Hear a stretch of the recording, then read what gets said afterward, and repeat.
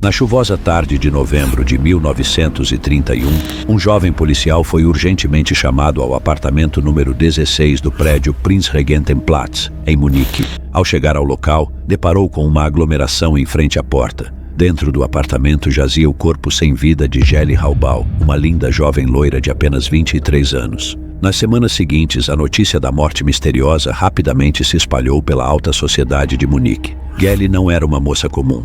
Ela era sobrinha de Adolf Hitler, líder do partido nazista, que na época concorria à presidência da Alemanha. Por ser sobrinha de Hitler, Geli frequentava os lugares mais finos, elegantes e glamourosos de Munique, sempre muito bem vestida e acompanhada por seguranças pessoais.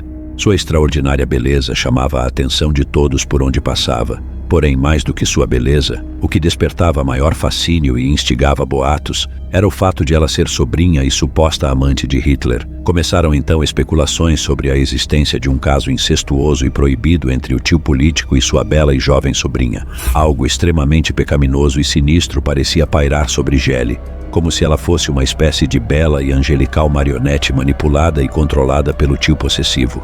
Sua morte trágica e precoce, com apenas 23 anos, parecia somente confirmar tais rumores sórdidos. A versão oficial divulgada na época foi a de que Geli tinha cometido suicídio por motivos desconhecidos. Porém, com o passar dos dias, cada vez mais dúvidas e questionamentos surgiam. Afinal, por que uma mulher tão jovem, bonita, elegante e aparentemente cheia de vida iria simplesmente se matar? E especificamente por que ela usaria justamente a pistola que havia ganhado de presente de Adolf Hitler para cometer suicídio?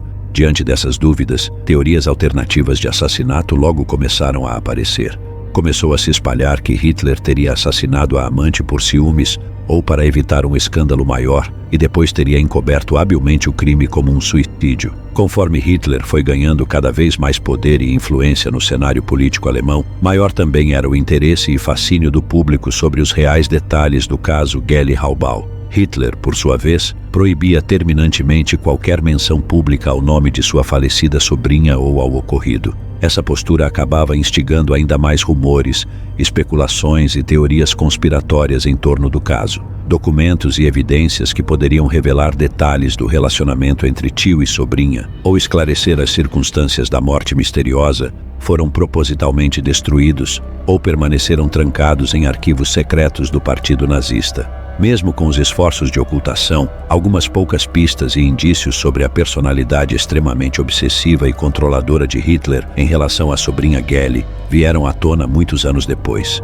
Descobriu-se que quando ela passou a morar nos aposentos de Hitler em 1929, com 21 anos de idade, ele rapidamente passou a dominar e controlar rigidamente cada aspecto da vida dela. Hitler proibia terminantemente que Geli saísse sozinha às ruas, que tivesse amigos próximos ou relacionamentos, especialmente com rapazes, sem antes pedir permissão diretamente a ele. Hitler queria moldar Geli exatamente aos seus caprichos, como se ela fosse uma espécie de bela e angelical marionete de porcelana sob seu total comando. Não eram admitidas quaisquer aspirações ou vontades próprias contrárias aos desejos do todo-poderoso tio. Pessoas que conviviam com o casal ou trabalhavam para Hitler na época reportaram que ele demonstraria ter uma possessiva e doentia obsessão sexual pela então jovem sobrinha. Constantemente mandava seus homens de confiança seguirem e espionarem todos os passos de Geli pelas ruas de Munique. O próprio Hitler também realizava frequentes e minuciosas inspeções pessoais no quarto da sobrinha, revirando seus pertences em busca de qualquer evidência de relacionamentos românticos não autorizados previamente por ele.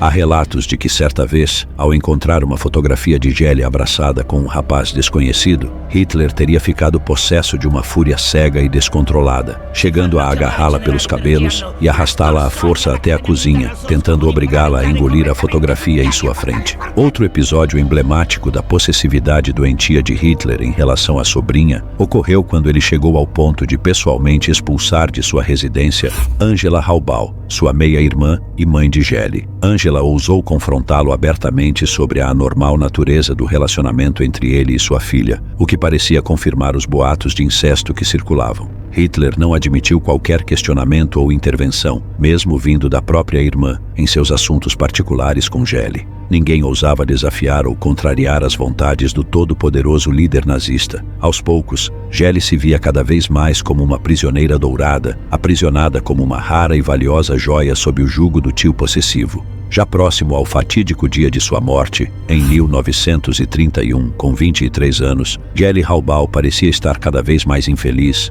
frustrada e sufocada em seu papel de prisioneira de luxo de Hitler. Almejava desesperadamente ganhar alguma liberdade para poder seguir seus próprios sonhos e aspirações, como por exemplo se tornar uma cantora de ópera, o que contrariava os planos de Hitler para ela. Começaram a circular boatos de que Geli estaria mantendo um romance secreto com um professor de canto em Viena, fato que teria enfurecido Hitler profundamente. Diversas testemunhas relataram ter presenciado violentas discussões entre tio e sobrinha nos dias que antecederam a tragédia. Consta que Geli chegou a ameaçar explicitamente cometer suicídio caso Hitler não permitisse que ela fosse para Viena estudar música e seguir sua própria vida. Essa teria sido possivelmente a gota d'água para o temperamento insano e explosivo do todo-poderoso político. No fatídico dia, enquanto Hitler estava ausente de Munique, em campanha para as eleições presidenciais de 1932, ele recebeu um telefonema urgente da capital, relatando a morte da sobrinha, e retornou imediatamente de trem.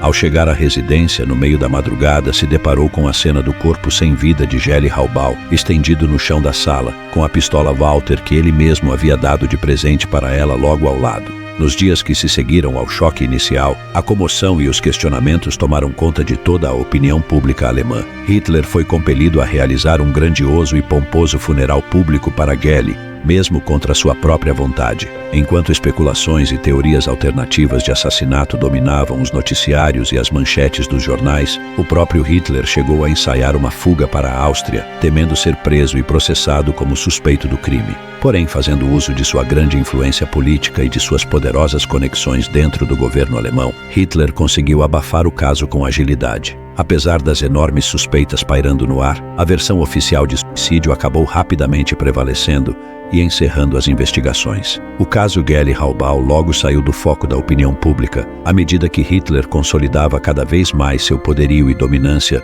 sobre o cenário político alemão ao longo dos anos 1930. Já após a derrota e morte de Hitler na Segunda Guerra, só restaram especulações e controvérsias entre historiadores sobre a real natureza do relacionamento entre tio e sobrinha e o que de fato realmente aconteceu naquele dia. Teria Hitler assassinado a amante por ciúmes ou para evitar um escândalo? Ou foram desafetos políticos interessados em destruir a reputação de Hitler que planejaram a morte de Geli? Ou realmente tudo não passou mesmo de um suicídio, resultado do desespero da jovem aprisionada pelo tio?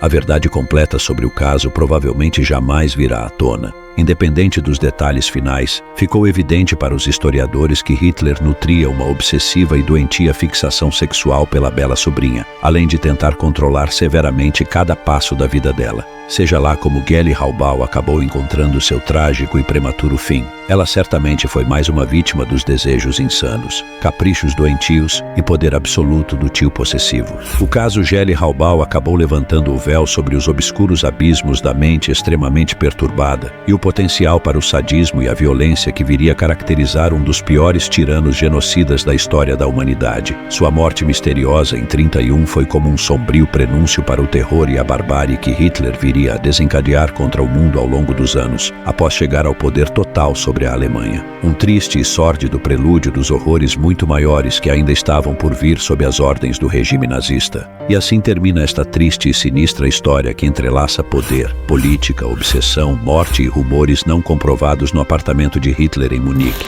Geli Halbau acabou sendo tragada e destruída pela personalidade demencial e demoníaca de seu tio, que a queria somente para si como uma bela marionete sob seu total domínio. Seu caso acabou levantando terríveis suspeitas sobre a extrema crueldade e falta de limites morais do homem, que em breve mergulharia o mundo na maior guerra e genocídio já vistos na face da Terra. E assim terminamos mais um vídeo. Não se esqueça de se inscrever no canal. Obrigado e até a próxima.